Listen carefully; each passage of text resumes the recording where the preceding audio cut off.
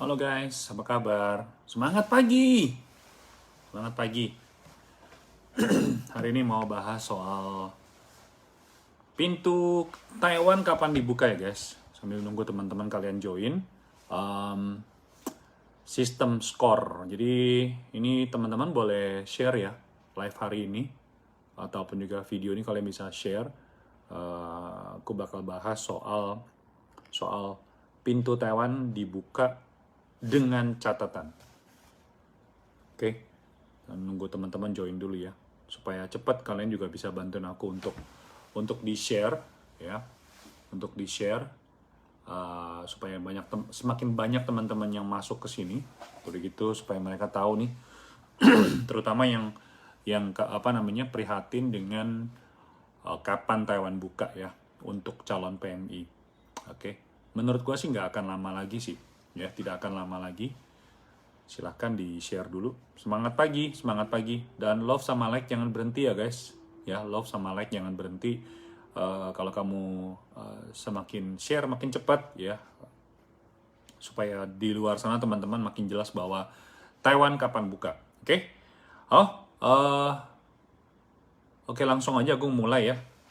Jadi kan sekarang kan udah banyak ya berita tentang kapan Taiwan buka, lalu juga Taiwan akan kapan bisa benar-benar terbuka untuk calon pekerja migran ya, baik Filipina, Thailand, Vietnam, dan yang kita perhatikan tentu adalah Indonesia. Oke, nah jadi kemarin itu dalam sebuah wawancara ya dari direktur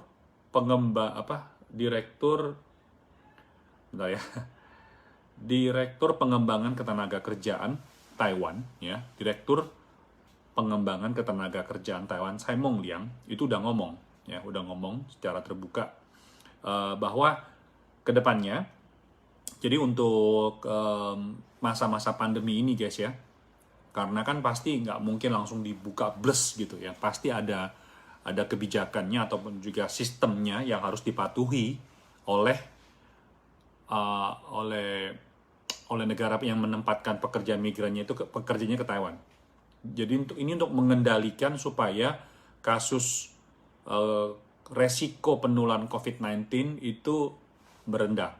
Oke, nah jadi ya kemarin sudah bicara sebetulnya ya Menteri Tenaga Kerja itu dengan Yuan Legislatif bicara soal ini, termasuk ya bicara soal apakah Taiwan siap ya, apakah Taiwan siap untuk menyediakan ranjang ataupun juga kamar apabila pekerja migran, pintu untuk pekerja migran itu dibuka. Oke, jadi begitu dibuka pintu ini pastikan banyak yang masuk. Nah, begitu itu sudah masuk, tentu pasti jumlahnya membludak. Betul nggak guys? Nah, karena jumlahnya membludak, tentu aja pasti Taiwan sudah ready belum dengan kamar ataupun juga ruangan karantina. Apakah sudah ready atau belum? Nah, ini pertanyaan yang paling besar. Nah, oleh karena itu, untuk mengurangi ya masalah ataupun juga memudahkan supaya calon majikan atau pengguna jasa pekerja migran itu bisa menerima pekerja migran itu dengan tenang, dan juga kasus penularan COVID-19 di Taiwan itu dapat terkendali. Oleh karena itu, Direktorat ya Pengembangan Ketenagakerjaan Taiwan ya, Pak Direkturnya Mr. Tsai Mong-liang ini udah ngomong. Jadi kedepannya ini Kementerian Tenaga Kerja akan menggunakan sistem poin ataupun juga penilaian skor. Maksudnya apa? Aku jelasin di sini ya.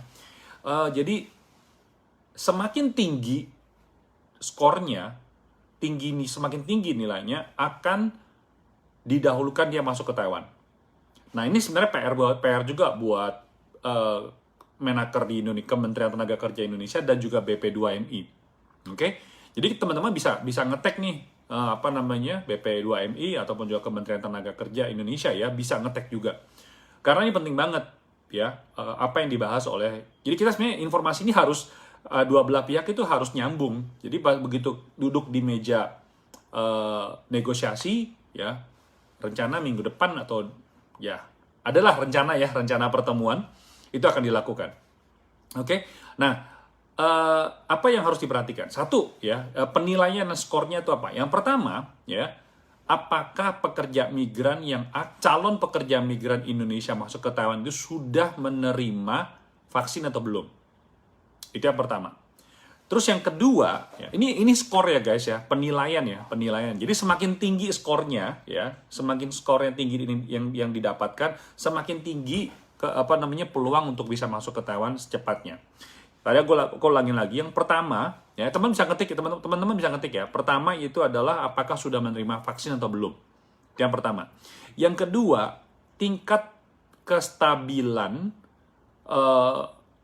epidemi atau pandemi di negara asal. Dan alhamdulillah ya, bersyukur sekali Indonesia sekarang sudah mulai stabil ya. Beberapa hari ini aku perhatikan itu mungkin udah seminggu lebih kali ya, itu sudah sudah di bawah 1.000. Ya, ini angka yang bagus guys. Makanya ini penting sekali. Ya teman-teman jangan ngelihat bahwa kasus pandemi di Indonesia kok menurun. Ini apa hubungannya sama gue gitu? Kita kan luar negeri. Enggak, sekarang ada hubungannya soalnya. Oke?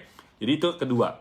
Yang ketiga, apakah si calon pengguna jasa atau majikan itu sudah siap sudah siap dengan mes ataupun juga tempat tinggal yang layak untuk menerima calon PMI ini.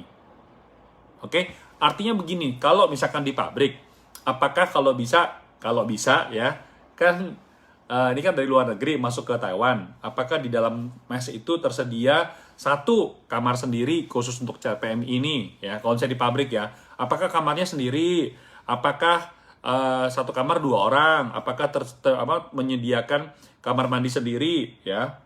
Jadi ini semakin tinggi nilainya, semakin tinggi skornya, itu akan didahulukan guys. Oke? Jadi kira-kira seperti itu. Nah, ditambahkan juga oleh Mr. Chai katakan, kalau misalkan kebetulan nih ya, nilainya sama nih. Oke? Nilainya sama nih pekerja ini ya. Calon PMI ini nilainya sama. Dia akan melihat siapa yang dapat visa duluan di Indonesia, dapat visa masuk ke Taiwan. Oke? Nah, terus udah gitu, ini kayaknya adu cepet deh. Menurut gue adu cepet ya. Jadi tergantung BP2MI ataupun juga atau Kementerian Tenaga Kerja mempersiapkan atau belum. Ya, mempersiapkan apa belum? Mempersiapkan apa? Yaitu adalah calon PMI ini sudah menerima vaksin. Itu nomor satu. Jadi ini bukan mengharuskan, tapi karena di Taiwan itu nggak boleh namanya itu menggunakan alasan bahwa lu harus vaksin baru boleh masuk ke Taiwan. Itu nggak boleh, karena itu vaksin itu hak asasi manusia. Itu konteksnya seperti itu basicnya. Jadi makanya Taiwan menggunakan kata akan mendahulukan siapa yang sudah menerima vaksin. Itu yang pertama. Yang kedua, sebelum keberangkatan, apakah sudah menerima tes PCR. Nah, ini penting sekali tugas buat kita di Indonesia. Laporan PCR itu bener atau enggak ya. Beberapa konten gue yang sebelumnya gue udah bilang bahwa jangan sampai terjadi laporan ataupun juga surat PCR itu dipalsukan. Itu penting banget. Penting, super penting. Harus memastikan apakah kita laporan PCR yang dikeluarkan oleh badan ataupun juga instansi terkait itu benar-benar asli dan juga bisa dipertanggungjawabkan. Itu yang paling penting. Karena kalau jangan sampai laporan PCR itu di Indonesianya itu oke, sampai di Taiwan ternyata nggak oke.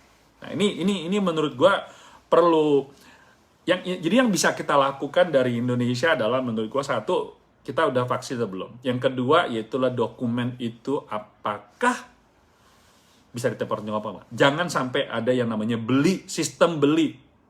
Jujur aja sih, ya kita kan memang juga tahu ya, negeri kita ini banyak juga oknum-oknum yang kadang-kadang itu mengambil kesempatan dalam kesempitan. Ya, nah itu kira-kira seperti itu guys. Nah, ini masih dalam penjajakan mengenai apakah sistem penilaian ataupun juga skor ini seperti apa. Nanti akan ada pengumuman resminya. Ini karena masih dalam, kan kebetulan diwawancara dengan wartawan nih, Bapak Direkturnya. Jadi dia langsung ngomong bahwa kondisi seperti ini yang akan diterapkan oleh Kementerian Tenaga Kerja.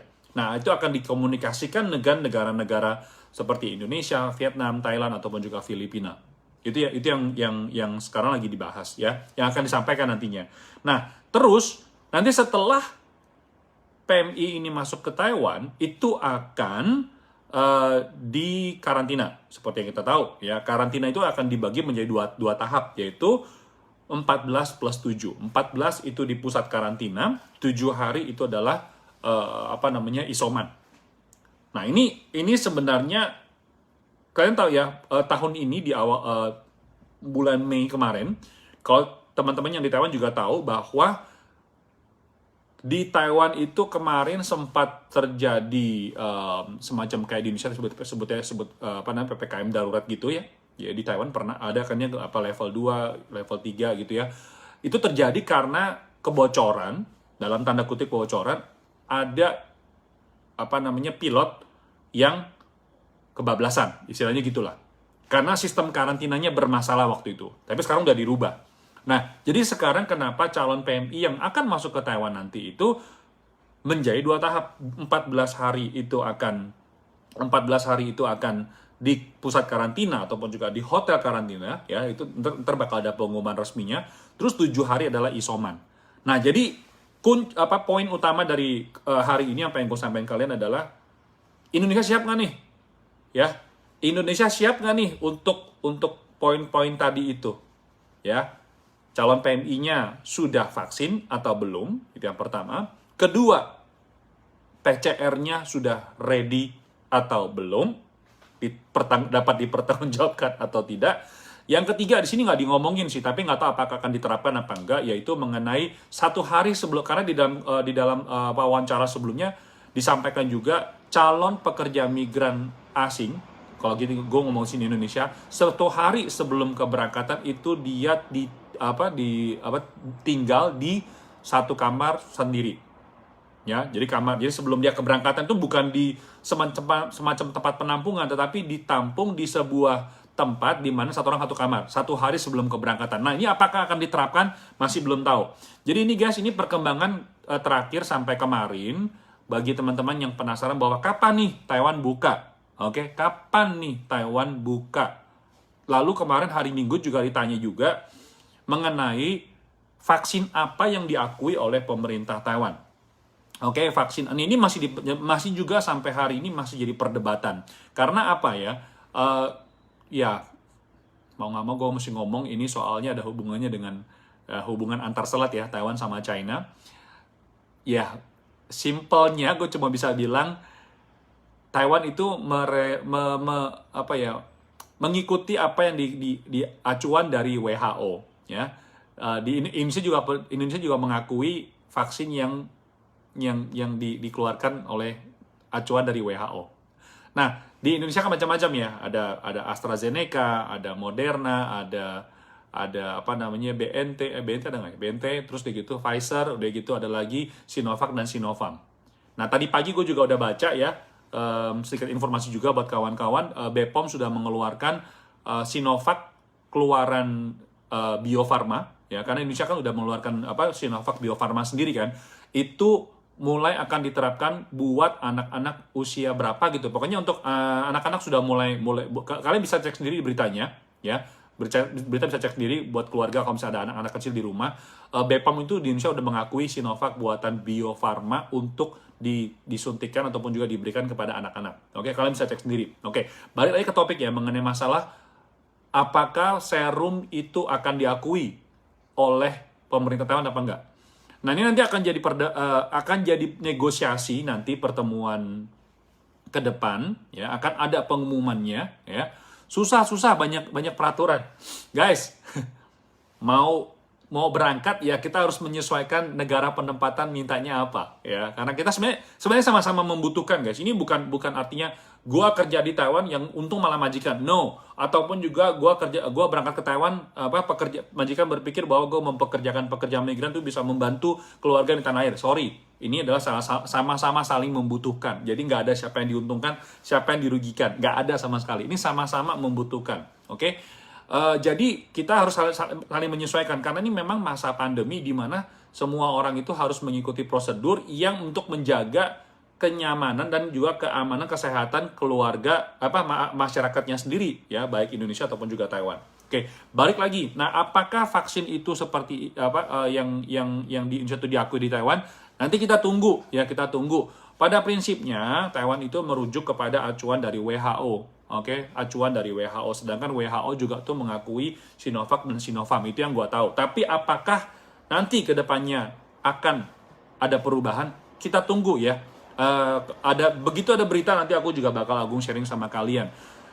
Semoga tidak bermasalah ya, semoga tidak bermasalah. Jadi ya sekarang kita mikir juga percuma ya, kekhawatiran kita juga nggak perlu sebetulnya. Tapi yang pasti yang bisa kita lakukan, yang bisa kita kendalikan adalah pertama sekali lagi satu, kita sudah vaksin atau belum. Itu yang pertama. Yang kedua, surat dokumen yang dikeluarkan nanti itu keabsahannya dan juga keaslian itu dapat dipertanggungjawabkan atau tidak. Itu aku rasa itu PR buat kita yang di Indonesia. Sedangkan yang di Taiwan adalah si majikan ini. Si majikan atau pengguna jasa ini udah siap belum? Pertama, dia itu menyediakan ruangan khusus untuk isoman. Itu yang pertama. Yang kedua adalah mereka siap mengeluarkan biaya untuk selama masa karantina. Oke, walaupun nanti ada subsidi dari pemerintah Taiwan. Jadi sebenarnya guys, kalau misalnya teman-teman mau lihat ya, pemberangkatan pekerja migran Indonesia ke Taiwan itu melibatkan 4 pihak. Satu, si pekerjanya sendiri, gua udah vaksin atau belum. Kedua, pemerintah Indonesia udah menyiapkan dokumen ataupun juga tempat-tempat yang untuk sebelum keberangkatan. Itu yang kedua. Pemerintah majikan di Taiwan, mereka udah siap belum menyiapkan ruangan sendiri dan juga mau membiayai calon PMI itu masuk ke Taiwan ya, untuk membayar penginapannya ini selama masa karantina. Dari Taiwan sendiri, keempat, apakah mereka sudah siap menyiapkan ruang karantina, pusat karantina kepada calon PMI ini? Terus apakah pemerintah Taiwan sudah siap belum mengeluarkan subsidi dana untuk meringankan biaya pekerja majikan? Jadi guys, ini sebenarnya tuh ruang lingkupnya tuh besar banget. Jadi bukan masalah cuman pekerja ataupun juga sama si majikan atau pemerintah Taiwan sama pemerintah Indonesia. Enggak. Jadi ini semuanya tuh berkaitan. Jadi teman-teman sekalian, mohon sabar dan juga mohon doanya supaya para pengambil keputusan, bapak-bapak dan ibu-ibu ini diberikan diberikan semangat deh supaya benar-benar bisa menyelesaikan masalah ini. Karena jujur ini adalah kebutuhan yang dinanti-nantikan oleh kedua belah pihak, baik si pasien, majikan, dan juga pekerja Indonesia dan juga keluarganya. Jadi ini sebenarnya kalau ini berjalan dengan lancar, semuanya tuh diuntungkan ya. Kalau semua masalah ini selesai, ya, keberangkatan itu berjalan dengan lancar, semua diuntungkan. Ya, itu perspektif gue. Oke guys, jadi moga-moga aja tadi apa yang gue sampaikan ini bermanfaat ya, dan juga bisa membuat kita semakin sadar, makin mengerti bahwa kondisi terakhir ini seperti ini. Nah, tetapi apakah akan berjalannya seperti apa? Kita tunggu aja pengumuman resmi dari Kementerian Tenaga Kerja. Oke, apa yang gue sharing sama kalian hari ini tuh tidak mewakili pihak manapun. Oke, tidak mewakili pihak Indonesia, pemerintah Taiwan, enggak, semuanya enggak. Gue hanya mewakili diri gue sendiri dari informasi atau juga berita yang gue baca, dan juga bisa membuat kalian supaya mengerti, sekarang perkembangannya seperti ini. Oke, semoga aja bermanfaat. Oke guys, ini masih pagi. Selamat beraktivitas dan semangat bekerja ya. Jaga kesehatan, salam optimis, sampai jumpa. Bye-bye.